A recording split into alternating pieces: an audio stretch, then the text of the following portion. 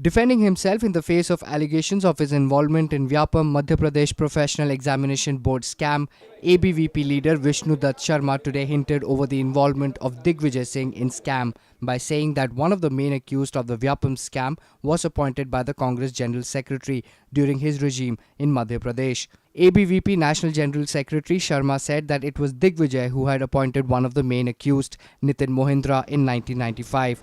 Sharma said that besides Mohindra, Ajay Gupta, who is a Congress spokesperson and also an advocate of an accused, is also associated with the Congress General Secretary.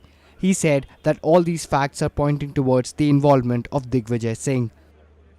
Madhya Pradesh के अंदर व्यापम घोटाले पर STF और माननीय मध्य प्रदेश उच्च न्यायालय की जांच ठीक तरीके से चलते हुए प्रदेश के अंदर प्रभावी से लेकर के मंत्री से लेकर के अधिकारी और संतरी तक को जेल जाना पड़ा और कार्रवाई ठीक तरीके से माननीय उच्च न्यायालय के अंदर चल रही।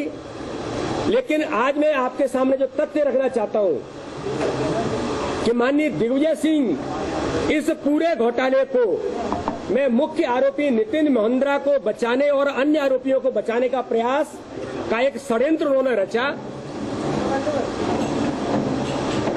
कि प्रमुख आरोपियों के वकील जो कांग्रेस के प्रवक्ता अजय गुप्ता जी हैं, वो लगभग मैंने कुछ लोगों के नाम लिखे हैं, लगभग सभी आरोपियों के वो एडवोकेट हैं। और यहां ये उल्लेखनीय है कि वो कांग्रेस के प्रवक्ता जो सभी प्रमुख आरोपियों के एडवोकेट हैं, वो माननीय दिग्विजय सिंह जी की भी पैरवी विगत 12 वर्षों से कर रहे हैं।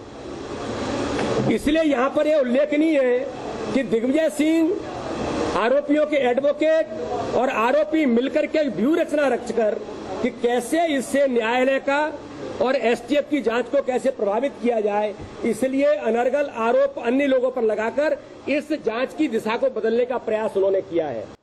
Sharma demanded an apology from the Congress General Secretary for dragging his name into the scam, failing which he said he will file a defamation suit against Digvijay Singh.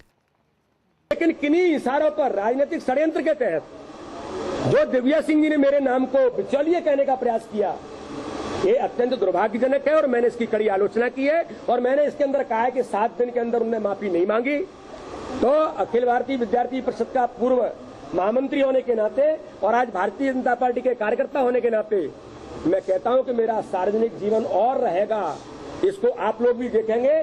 अगर 7 दिन में माफी नहीं मांगी तो मैं न्यायालय में जाकर के मानहानि का दावा प्रस्तुत करूंगा। Sharma said that the scam was originated during Nitin Mohindra's tenure, who was not just appointed by the then Chief Minister Digvijay Singh, but was also given several out-of-turn promotions also. At the time of arrest, Mohindra was posted as Chief System Analyst in the MPPEB. Sharma further demanded that irregularities during 1998, 1999 and 2000 should also be probed by the STF. Digvijay Singh has already demanded a CBI probe in the Vyapam scam. इसकी हमने कुछ study करने का प्रयास किया है। इस study के आधार पर मैं ये कहना चाहता हूं कि जो घोटाला आज पीएमटी का घोटाला मध्य प्रदेश के अंदर हुआ, जिसको मध्य प्रदेश की सरकार ने ट्रेस करके उनके आरोपियों को पहचान कर उनको जेल के अंदर सीखचों में भेज दिया, ये घोटाला केवल आज से नहीं चल रहा। ये घोटाला नितिन मोहिंद्रा जब से जो दिग्विजय सिंह जी के द्वारा उनकी नियुक्ति हुई और नितिन मोहिंद्रा की नियुक्ति होने के बाद उनका out of A turn promotion लगातार उनके इन कारगुजारियों को देखते हुए माननीय दिग्विजय सिंह जी लगातार करते रहे। और 98, 99, 2000 के रिजल्ट हैं, पेयर सिलेक्शन है, यानी जो एक बीच में बैठ करके दोनों आसपास के लोगों के सिलेक्शन होना, ये परंपरा आज से नहीं, ये विगत कुछ सालों से नहीं, ये नितिन मोहिंद्रा जी के द्वारा दिग्विजय सिंह के नेतृत्व में लगातार कई वर्षों से चल रहा है। इसलिए मैंने मांग की है कि ये जो पीएमटी का रिजल्ट है 98, 99 और 2000 के, इनकी भी जांच करने की आवश्यकता है और इसके अंतर्गत दिग्विजय सिंह और नितिन मोहिंद्रा के क्या संबंध है और इसमें उनकी भूमिका क्या है, एसटीएफ इसकी जांच करे। Powered by NNIS.